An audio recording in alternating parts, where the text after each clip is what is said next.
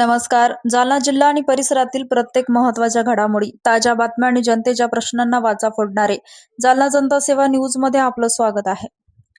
वाळू उपशा विरोधात कारवाईला गेलेल्या तहसीलदारावरच हल्ला, चापडबुक्के आणि मारहाण, महसूल पथकाच्या वाहनावर दगडफेक, कोतवाल गंभीर जखमी, 5 हायवा पोलिसांच्या ताब्यात.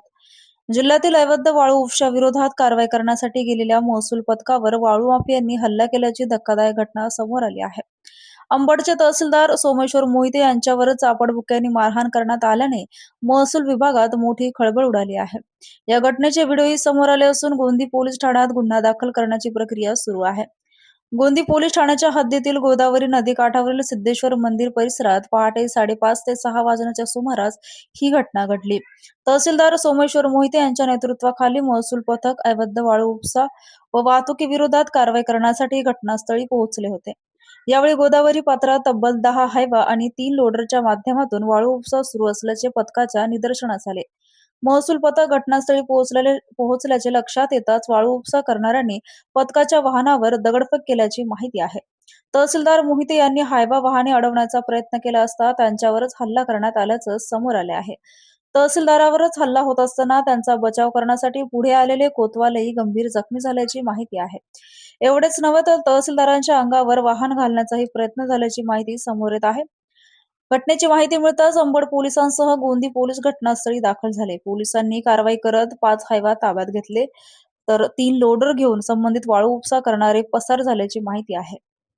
दरम्यान महसूल विभागाच्या अधिकाऱ्यांवरच अशा प्रकारे हल्ला झाल्याने जिल्ह्यात संताप व्यक्त होत आहे.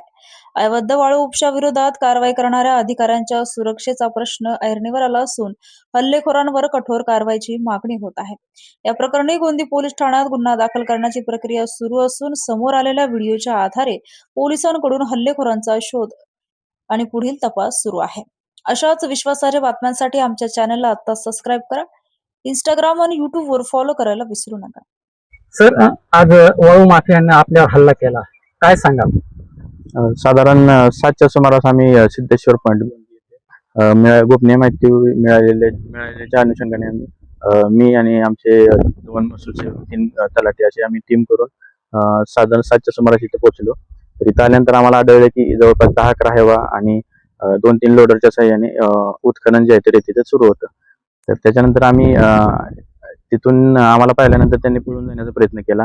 त्याचप्रमाणे आम्ही त्यांनी पळून जाऊ नये म्हणून जो मुख्य रस्ता होता त्याच्यावरती आम्ही आमची गाडी जी खाजगी वाहन होतं आम्ही आणलेलं, तर ते आम्ही तिथं उभं केलं होतं. परंतु त्यांचे मालक आले, त्याच्यानंतर बरेच लोक जमा झाले. त्यांचे गाड्यांचे मालक आल्यानंतर त्यांनी ड्रायव्हरांना जे प्रोत्साहन देऊन गाडीला धडक देऊन तसंच आमच्या कर्मचाऱ्यांच्या अंगावरती गाडी घालून गाड्या पळवून नेण्याचा प्रयत्न केला आणि जवळपास साधारण 5 गाड्या 2-3 लोडर जे आहेत ते त्यांनी पळवून नेले.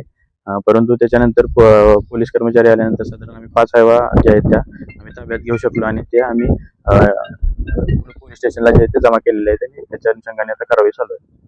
आम्हाला अशी माहिती मिळत आहे की तुमच्यावर हल्ला झालेला आहे, तर तुम्ही याबद्दल काय? आम्ही ज्या वेळेला गाडी अडवण्याचा प्रयत्न केला ते पळवून घेऊन जात असताना, तर त्याच्या एका व्यक्तीने माझ्यावरती हल्ला केला आणि त्याच वेळेला आमचे जे महसूल सेवक आहेत सोमनाथ सरपळे, तर त्यांनी त्याला विरोध करून त्यांनी माझा बचाव करण्याचा प्रयत्न केला. या झटापटीमध्ये त्यांनी थोडे जखमी झालेले आहेत. संबंधित व्यक्तीचं नाव निष्पन्न झालं आहे का? तपास चालू आहे. नाव निष्पन्न नाही झालेलं अजून. आपण पोलीस तक्रार देणार आहोत, त्याच्या अनुषंगाने पोलीस कारवाई करत आहेत. सर, मला एक सांगा, आपण ही कारवाई एवढी मोठी कारवाई करत असताना आपण पोलिसांना सोबत घेतले नव्हते का? आम्ही पोलिसांना इथं पोहोचल्यानंतर कॉल केलेला होता, परंतु इथं मोठ्या प्रमाणात जे आहे ते उत्खनन करणारे बरेच व्यक्ती होते. आम्हाला असा अंदाज नव्हता की एवढे व्यक्ती असतील, परंतु आमच्या अपेक्षेपेक्षा बरेच इथं मोठ्या प्रमाणात गाड्या असतील किंवा उत्खनन होत होतं. त्याच्यामुळे आम्हाला जसा अंदाज आला तसा आम्ही पोलिसांना कॉन्टॅक्ट केलेला, परंतु पोलीस येईपर्यंत जे आहे ते या सर्व घटना घडल्या. या झटापटीत कोणाला दुःख म्हणजे हानी वगैरे काय झालेली? महसूल सेवक आहेत ते थोडे जखमी झाले. आता तुम्ही या वाळू माफियाविरुद्ध मुख्याअंतर्गत कारवाई करणार का? या पिढ्या नेमकी कोणत्या कलमाअंतर्गत कारवाई करणार? आता जेवढे शक्य आहे स्ट्रिंजेंट ऍक्शन आपण घेणार आहोत. तसं कलेक्टर मॅडमशी सरांनी पण तसं बोलणं झालेलं आहे. जेवढे शक्य आहेत आपल्याला तपास करून जेवढे कोणत्या कलमाखाली त्यांच्यावरती गुन्हे दाखल करता येतील तेवढे आपण करणार आहोत.